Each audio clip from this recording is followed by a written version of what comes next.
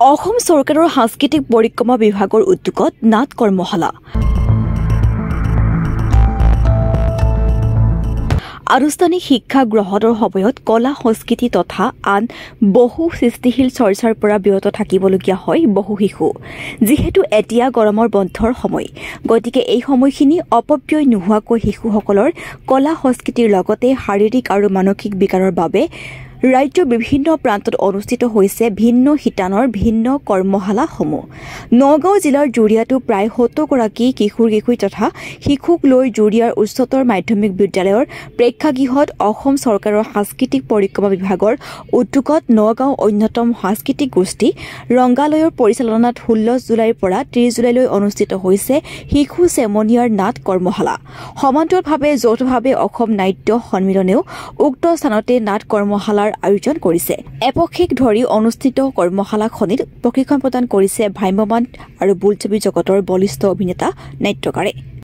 আমি পোনপ্ৰথমে আপোনালোকৰ সংবাদ মাধ্যমক ধন্যবাদ দিছোঁ এনে ধৰণৰ বাতৰি আপোনালোকে সকলোকে জ্ঞাত কৰাৰ বাবে ধন্যবাদ জনাইছোঁ আৰু উদ্যোক্তাসকলক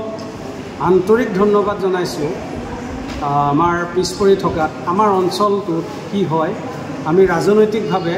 আৰু অৰ্থনৈতিকভাৱে বহুত সবল কিন্তু সাংস্কৃতিক দিশত দেখা যায় আমাৰ যুৱ মানসিকতা তেনে দুৰ্বল অভিভাৱকসকলক ধন্যবাদ জনাইছোঁ যিসকলে নিজৰ সন্তানক আগুৱাই আনিছে এই অঞ্চলত আয়োজন কৰা উদ্যোক্তাসকলে মহান অনুষ্ঠানটো যিটো আয়োজন কৰিছে তাত কেইবাদিনীয় প্ৰশিক্ষণ অনুষ্ঠান সকলো নিজৰ সন্তানক উলিয়াই অনাৰ বাবে মই প্ৰথমতে অভিভাৱকসকলক ধন্যবাদ জ্ঞাপন কৰিছোঁ আৰু আমাৰ আশা 10% হ'লেও ইয়াত উপস্থিত হোৱা ল'ৰা ছোৱালীখিনি শাৰীৰিক মানসিকভাৱে অলপ আগবাঢ়িব সেইটো দৃঢ় বিশ্বাস আৰু বিশেষকৈ সকলোৰে নিজৰ যিটো স্কিল প্ৰতিভা বিকাশৰ যিটো মানে কৌশল অলপ হ'লেও তেওঁলোকে আয়ত্ব কৰিব পাৰিব আৰু ভৱিষ্যতৰ দিনত অসমৰ